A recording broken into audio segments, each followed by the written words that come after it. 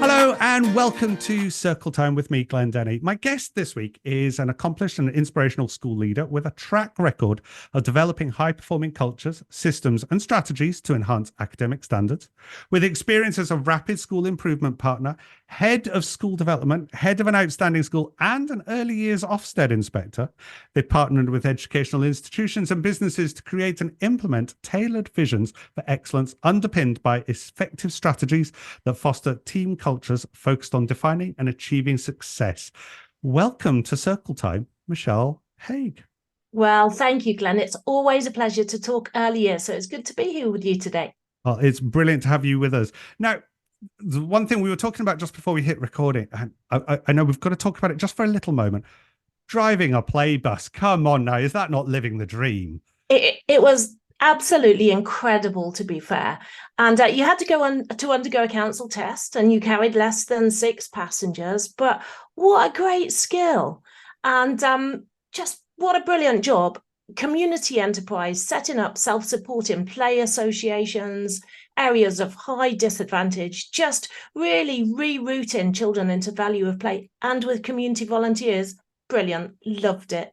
Oh, it sounds amazing. I mean, I've been on a few play buses in my time, and I always just find them quite magical. It was like all of a sudden this double-decker bus was just like, it wasn't a double-decker bus anymore. It was just, I think the last one I was on was actually in it was last year in Glasgow, and it was the Play Talk Read bus, and it was magical. I wanted to steal this and take it back to my own setting, but yes, I'm utterly jealous you've actually done that in your career. That is something I really wish I had done as well. But I mean, we're talking about your career, and there's a lot of it has been about developing performance and leadership and engagement. How did you kind of get into that sort of thing? Well, I guess I worked for Ofsted as an early years inspector for 8 years. And as part of that, had temporary periods as a team manager for Ofsted, and also on their complaints and enforcement team. But I think, you know, I come from a family where I have a inspirational dad who goes out there. He's led various things in the community over a number of years. So I guess part of it is being inspired as part of the family to lead, to believe in people, to work in the community. You know, that belief that every single person can flourish, and organizations are there to bring out the best in everyone. So definitely an inspirational dad, and lots of experience as a head teacher. And then currently I work 3 days as a rapid school improvement partner with the local authority, and then have Hague, which is a early years consultancy business based purely on improving early years settings, developing them, you know, helping them to go from strength to strength. So we work with outstanding settings as well as those settings just in need of that little bit of extra help at that time. So tell us a bit more about this HEED approach that you've got. It sounds interesting because I think every setting, certainly the ones I've worked in and certainly others that I've had contact with, and they all want to give the very, very best. So what is this, and how would it help? You know, it's interesting when you work with so many. So Hague specializes in school early years, and that's because of my experience as a head teacher and all of the work that I've done in schools. But interestingly, I've set up a number of private voluntary and independent nurseries over the years too. So, and one thing we know about senior leaders in school at the moment and teachers is there's a high amount of stress attached to the job. So we know 89% of senior leaders are said to be stressed, and 78% generally of teachers, and that's from the Teacher Wellbeing Index. And we look at the levels of isolation that go behind that as well. And what research shows at the moment is at least 26% of staff members feel some aspect of isolation in their role. So when we take those statistics and we look at the fact that predominantly primary head teachers, which is who we tend to work with, have very little experience in early years. So we have staff members who may well be feeling isolated in their role. Mhm. And if you're a single form entry school, you don't necessarily have a sounding block, somebody who can inspire you, and somebody, when you really want to look at an activity that's going to deepen children's play, Mhm. and you just want a sounding block because you've noticed a barrier or a gap and you want to close it and you want to set up your play, you want it to be all inspiring and deepening for children. And there's nobody necessarily within your setting that you can go to and just say, help me, I want to deepen this, or, I want to bring it to life. How do I do it? And I know there was a report by Julie Fisher in Early Education back in 2021 that called for head teachers to have some experience of early years Mhm. or to go on a significant early years training course. So what we realise at Hague is that there's that gap where we've got staff members who are potentially have a higher stress level, more isolated, because you're maybe 1 or 2 year groups as early years in a school, with further year groups often going up to year 6. And then you might have a head teacher who's not necessarily experienced in early years. So Hague brings together lots of experience, lots of knowledge to say, okay, let's reduce the isolation. So let's provide lots of networking events for teachers. We have early years drop-ins. We provide strategy updates every month and lots of moderation. Mhm. And then we have a leaders subscription as well, where we say to leaders, okay, we'll be your expertise. We're your guiding light. And we do subscriptions, but we also do individual work where we head into schools, roll up our sleeves, do environmental transformations, coaching for head teachers. So what we're hoping to do is reduce the isolation for head teachers, improve the quality of early years ultimately. Because what we know is gaps by the end of the reception class tend to double by the end of primary. Mhm. So it makes perfect sense to plough that investment into early years. But you see, Glenn, we've also got a number of schools who are struggling with their intake numbers, so lower birth rate in areas. Mhm. Or maybe they're a school where a shiny new school's opened down the road. They've lost a bit of community faith and maybe numbers are dwindling. And we know that when your numbers dwindle, your funding dwindles. Mhm. And funding's tough for schools anyway. So once again, what we do at Hague is we go into schools, we help them with marketing, we help them to increase their intake numbers, and also to look at things like consultations to take children as young as 2 into school. So with all of the expertise that we've got, we're really able to offer this holistic early years package. Mhm.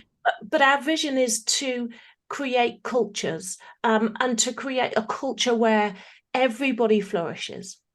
And that's it from the children through to the staff members working with the children every day, through to your senior leadership team. So it really is about offering that whole package into schools. It's exciting. It is. I mean, you were talking there as well about, a lot of head teachers and, some teachers. I've known a few teachers who have like gone from their training and they've gone straight in, and like particularly there's the kind of the sexual, the gender imbalance, rather, of we'll put the women down to, reception and everything else, and the men got to the upper years. But there's still, it doesn't matter which gender you put there. Some teachers are going in without that kind of basic, and particularly like school leaders, as you say, it's very difficult. They're all of a sudden they're charged with managing a nursery. It's like, well, that's not their forte. It's not what they were trained with. It's not their experience. It's really difficult, isn't it? And it's a difficult concept to understand, isn't it? Early years. If you haven't had experience of early years, it's a really difficult concept to be able to walk into a classroom and to know, is this excellence? Right? Are we really giving children the very best opportunities to excel here? And if you don't know early years, it is a difficult classroom to walk into, what's the right level of noise within a room? Because the reading framework will say that quiet environments are really conducive, especially with the high level of speech and language needs that are coming in. Mm-hmm. You want that harmonious noise level, but you also want a buzz of learning. You want children talking, you want adults doing back and forth conversation. So when you walk in as a head teacher to an early years classroom, what is a suitable noise level? What learning is taking place and where are those gaps in learning? Because children can be busy, but does that mean that barriers are being released, gaps are closed, and children are making the very best progress? And it's hard to see and to be able to judge it. So we do a lot of work with senior leaders on audits. But after we've done an audit, we'll also do coaching for head teachers and coaching for subject leaders and early years teachers as well. So it's very much about that progressive implementation. So the early years can be as good as it can be. We want that, don't we? We want every child to excel in their early years, don't we? We absolutely 100% we do. You know, the belief, the goal, the shared understanding of it wanting to be excellent is absolutely there. Definitely. When you first start working with a school leader, say, what kind of, where are you starting from with the majority of them? You know, is there kind of like, are you saying you're starting with like 0, or do some of them have some ideas? Yeah, what is the kind of mix that you get? Yeah, 100%. I mean, we'll work with head teachers, do a phenomenal job.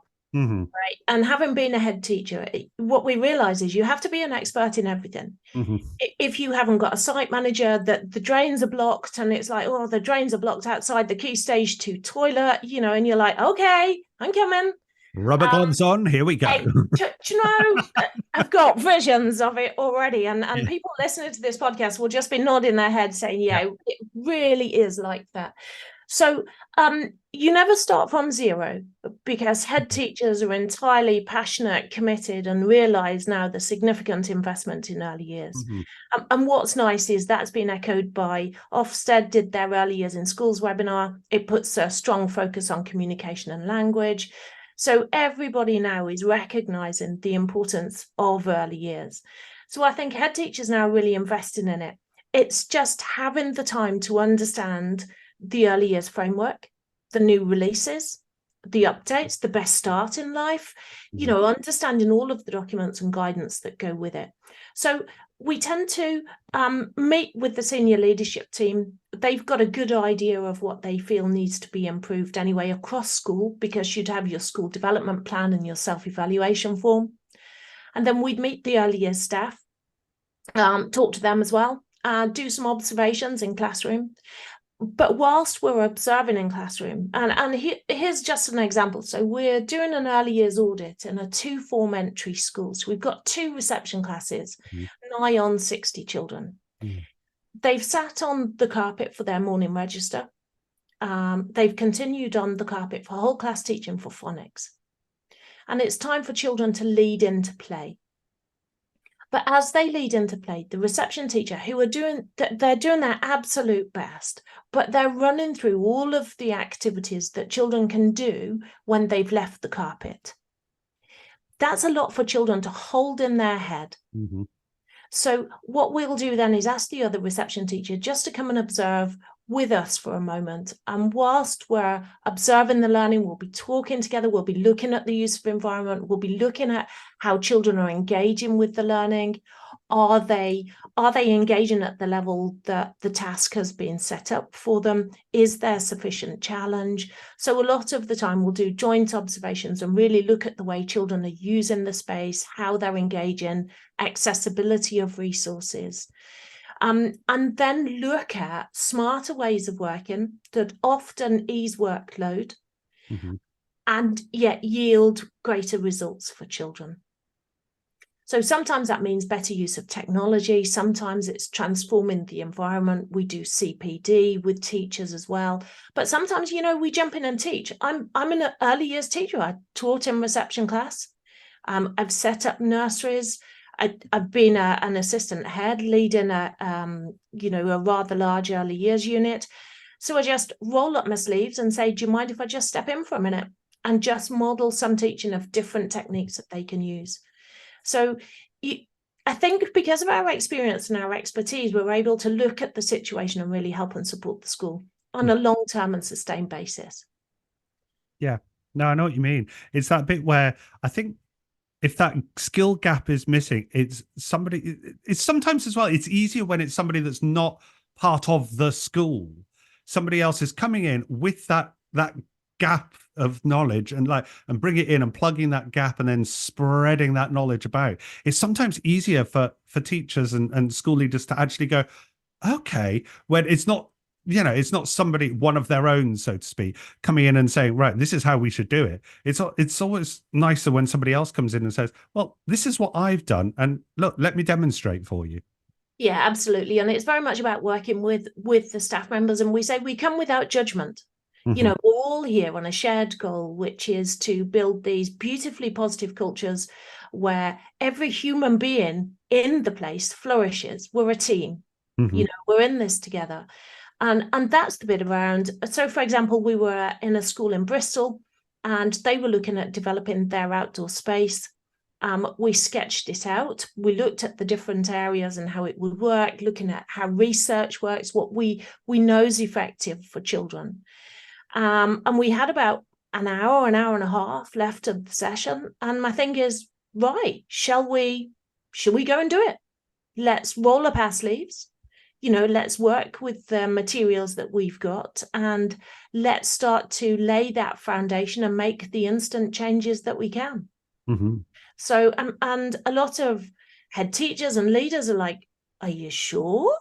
And we're like, absolutely. This is what we do. So I'm definitely in there with my trainers on. There's no high heels, trainers on, out in that space, moving the equipment around, making the environment work. But then following up with coaching, following up with podcasts, quick wins, reading, linking them to quality organizations such as, I don't know if you know Richard from Outdoor Classrooms. Mm-hmm. He's incredible. He does a lot on sustainability, unhealthy gardens projects. So we talk at Hague about an abundance of togetherness, connecting people together, experts in the field, so that everybody can really work at their optimum level. It's good. It's exciting. It's fabulous. It is as well. It's quite often it's like I was saying, it's good that somebody else comes in and kind of shares that knowledge, but also then it shares knowledge of other people's knowledge and say, look, have you heard of so and so, and like connecting. I mean, in our own the organization I work for, we do similar things. It's like we have a group chat amongst all the nursery heads, and it's like, have you seen such and such? Oh, have you read this? And like we're always pinging stuff backwards and forwards. And our head of training and quality, we're like, you need to read this, or you need to watch this video, or you need to listen to this podcast. And it's that kind of that openness, that kind of that sharing as well, that gets so much done. What's brilliant is I work with some really skilled early years practitioners and people who just simply want to give the children the very best they can. And then we'll have this general, I'll send them bits to read, podcasts, books, have a look, read this book, see what you think about this. And then, they'll start emailing me saying, not sure if you've seen this. And I love that, when they're inspired, they're connected, they're bringing things to the forefront. So part of what we do with the teacher subscription at Hague is that bringing people together. So we network beyond local, so we can understand from different communities and diverse communities. We do podcast Q&As. So it very much is about reducing the isolation, expanding the network, and really celebrating that expertise. It's interesting you say that, expanding the network as well, because sometimes you do feel like even if you're like, I'm part of a small nursery group, but like there's other bigger nursery groups, and then there's all different schools now. Sometimes I think you feel like you're the only one, and actually when you expand that and realize there's other people out there, and then it just takes that one person to connect to another person, and that whole kind of world has been opened up, and all of a sudden you just don't feel isolated anymore. No, and sometimes it's just those top tips from the experts that can make life a lot easier. And I know Cheryl Warren from Aperion Training, who does a lot on neurodiversity. She has a sensory audit on her website that you can simply download. And it just takes somebody to link those dots for you, isn't it? Rather than searching for hours on the internet, who's really strong in their field and can really help you. Hayley Fuller, she's brilliant on brains and behavior. She talks about self-regulation and emotional regulation in the classroom. Brilliant. Connect people together, share articles. It certainly is. When we look at well-being and workload in school, we know workload's high. You know, we know that work-life balance is really important. And when we look at, so in 2021, 22, stress, depression, and anxiety accounted for 51% of work-related ill health. That's huge. It is absolutely enormous. If at Hague we can help with that workload, we can connect people together, we can get the spring in the step as staff members walk into school, we're driven, we're purposeful, we're part of a community, we're meeting all of the statutory regulation, and we're loving what we do. That's what it's all about. Definitely. It's a difficult one. Like, yeah, I mean, the work-life balance. I mean, sometimes I manage a nursery and I struggle as well sometimes with, am I getting the work-life balance right? And, there are times when I'll be there and I'll be on my phone and I've made the big mistake, and you'll probably tell me off for this, and feel free, somebody needs to. I've got my work email on my phone. Oh, do you know, I can hear a staff member who I work with all of the time now. She says, Michelle, just getting my work-life balance is something I need to work on. And I say to her all of the time, so have you got those emails off your phone now? No, I will do it. But it's part of habit stacking. And we are built on habits, and that habit to reach for your phone, to check for your emails. And if you don't do that, you've got a gap to fill. And yet all of the research says, get off your phone with your emails. Yeah. So maybe, it's not too late for a New Year's resolution, right? Well, I was a good boy. I was away on holiday recently and I did actually take it off my phone then. But then as soon as I came back, it was like we had to travel from the airport back up to where we live. And I did put it back on my phone then because I wanted to catch up on my emails before I went back to work. So I should really take it off now, but it comes in quite handy as well. But obviously, we have work group chats and things, and they're on my phone as well instead of my work phone. Radio 1 were having a great debate about this because, and it was a debate that I took into a school that I'm in regularly, because they were talking about WhatsApp work chats. And they were saying, really, they should be, when you look at the capacity and when the main need for the conversation is, we're talking an hour before your working day starts and an hour after your working day ends. Now, I know some people will be working 24 hours around the clock, but aside from that, generally, things can wait. And when we look at the importance of sleep, nutrition, fitness, phones are addictive. Tech's addictive. It's got its place. It's beautiful. I'm not saying don't be tech, but there's Glenn, there's a 30-day yoga challenge that I've popped on my LinkedIn at the moment. It's Yoga with Adrian. And I'm part of a WhatsApp group that's around the world of people who are doing the 30-day yoga challenge. I wonder if we need a 30-day emails off your phone challenge. Almost like an advent calendar. Every day you could open it up and just do something different with those 10 minutes that you'd have been scrolling on your phone. Bad, I'm twitching already at the thought of that. Are you? Maybe 3 days is enough. I'm always being told I'm on my phone too often. Actually, I found myself, it used to be I was constantly on Facebook. Now I'm constantly on LinkedIn because I've got so many connections on that. I love it, which is great. So it's expanding my work mind, and having less of the chewing gum with just doom scrolling on Facebook. But yeah, it's one of those things. Maybe I should lock my phone away for a bit. There is something about LinkedIn that needs to have a greater appeal for teachers, because I would say the LinkedIn community is one of real genuineness and authenticity. And I've made a number of superb contacts from LinkedIn, but maybe there aren't as many teachers on there. And yet it is a place where people reach out. It is about an abundance of togetherness. It's not a highly competitive place, not from my experience. It's really about, we're in this together and we're going to help each other. And that's brilliant when you get it right. It really is. So it would be nice to see more teachers engaging in LinkedIn.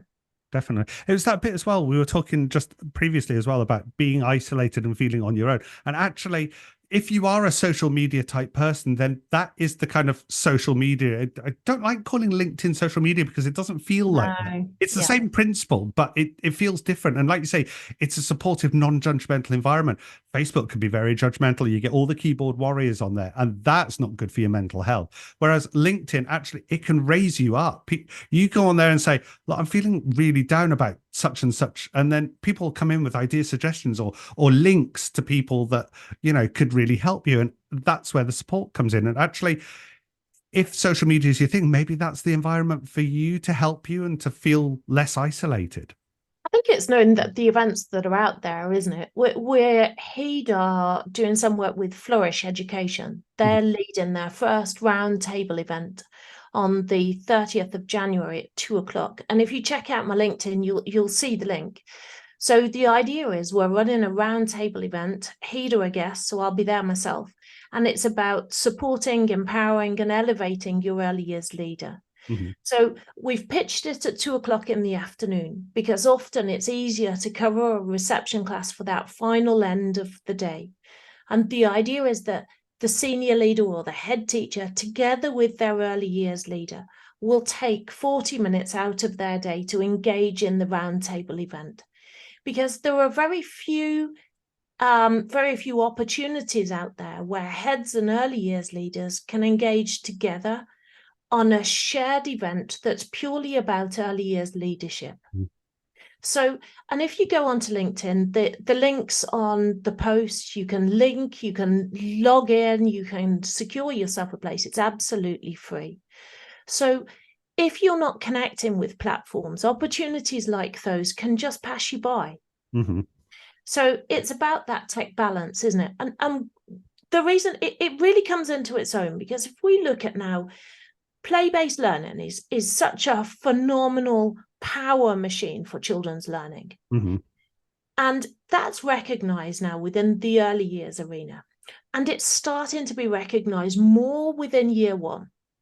So as children are making that transition from their reception class through into the through into year one, we can see that play really has its base. And yet, like you were saying, how many year one teachers are actually trained in early years or understand what continuous provision looks like? Because it's not just loose play. It's deliberate, it's purposeful, it's targeted, it follows children's interests, and yet it meets the needs of the curriculum. So, and when we look at, and this is a key area for development within many schools now, the year one provision. And you look then at if many head teachers haven't got experience of that play-based provision, how do you get your year one provision right? And when we look at the reasons it's not often brought into year one, that play-based curriculum, 74% of people say it's because SLT haven't got the understanding of play-based curriculum. And then you'll get, I think the research is 98% of people feel that head teachers don't fully support the idea. But, it's hard to get right. And then we have 32% of people who say, well, actually, it's just difficult to juggle the timetable because the learning's getting more formal. It's really difficult to fit the play in there somehow. So I think by engaging with lots of different platforms, it really gives you scope to break down those barriers, to make the connections, to find out, who's doing play-based learning really well in year one. Yeah. Who's out there, who can you learn from, who inspires you? And I think that's the same for early years leaders. You're an early years leader in a school, you might be 2 or 3 form entry, but who's inspiring you? Who do you look to for ideas? Where do you go to? Because you can look at something on Instagram and you can see a play base, but there's nothing like a conversation, a connection, somebody who knows your setting, knows your room, knows your layout, knows your community, your context, your patterns and your trends, to be able to have that engaging conversation with you as an early years leader to deepen your thinking. Definitely. I mean, it's interesting there you were saying about looking at posts on Instagram and things like that. And I've worked with many practitioners said, oh, have you seen this great thing on Pinterest or on Instagram? You're like, yeah, but what is the background to it? Why was that there? How does that relate to our children? It's like you say, it's that conversation that needs to happen first. One of my own team has said, oh, showed a picture of something they'd seen online. It's like, we should do this. Okay, tell me more about it. What is it? What's it going to do? What's it going to benefit? I'm not saying no. I never say no to anything. If somebody's coming to me for an idea, I never want to say no, but it's knowing what it's going to do, how we're going to make it work, and what it's going to benefit for the children. There's so much out there, but it's that, again, like you're saying, it needs to be with purpose and with something that inspires you to find out more or to discover more. And it's how are you really building on the communication and language behind that? I think you're absolutely right. And I've seen tough spots, for example, that are laid out. And let's say there are farm animals in there, and then there's, maybe some coloured rice or something to scoop up into the farmer's truck. Mm-hmm. And when you talk to staff members, they say, well, we want them to subitize how many cows are there. And it's a mathematical tough spot. And actually, when you stand back and you look at the learning, what it really is a fine motor activity as they're scooping the rice into the farmer's truck. So I think it's about, you're absolutely right, being clear about the intention of the activity and then observing children's use, using that back and forth conversation to really build children's vocabulary, their grammatical structures, and then thinking, okay, where do we take this tough spot now to deepen the learning?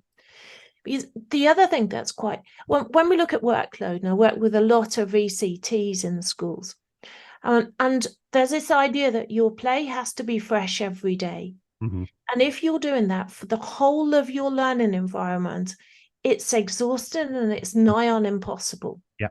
So what we help practitioners to look at through coaching and through supporting them with their planning is looking at an activity and looking at those little tweaks that you can do to build on children's interests and deepen the learning from what you've already got set up. Mm-hmm. It is. I mean, it's the repetition for children as well. And I think, again, stop me if I'm wrong, but sometimes a teacher's brain is like, what's the next step? What's the next step? What's the next step? Whereas an early years brain is, yeah, there's a next step, but actually they want to go back and revisit this. What else are they getting from it before I move on to the next step? And it's almost like you've got to kind of fine tune the mind to go, well, it's okay if they want to repeat it, because actually they're finalizing what they've learned from it in their brain and they're taking the time over it. Right, absolutely. And you're absolutely right, the repetition. I mean, look at children who've got their favorite stories. Mm-hmm. And they want that story read again and again and again. And that's incredibly important, isn't it? You've got the vocab within it, the relationship with the reader. It's a whole world of connection, and so important for children to have those favorite stories. And it's the same with activities, to revisit an activity. But then for the practitioner, for the early years leader, teacher, nursery nurse, teaching assistant, whoever's working with them, to be able to look and think, right, okay, how do I make this maybe more inclusive, more accessible? Mm-hmm. Now, Mark Stewart, who owns Left and Right, we've just done a podcast on Early Years Connect. So Early Years Connect is Heed's podcast through you, who we're partnered with. And Mark's very good at really helping people to understand left-handedness and people who are left-hand dominant. And when you look at activities and you think, is it inclusive for children who are left-hand dominant? What's the setup? And it's asking that question, looking at the way children are using resources, and then thinking as an early years practitioner, how do we make it? How do we make it more engaging? How do we take children's ideas? How do we fine-tune it? How do we grow it? And that's the skill, but it takes some doing. It's a craft, it's an art, isn't it? Yeah, definitely. Michelle, unfortunately, time is against us and we've run out of it. But it's been absolutely amazing to talk to you, and the work that you're doing within schools to show them the joy of early years and to help them and to understand and to kind of let children play is just a phenomenal. And please keep doing it.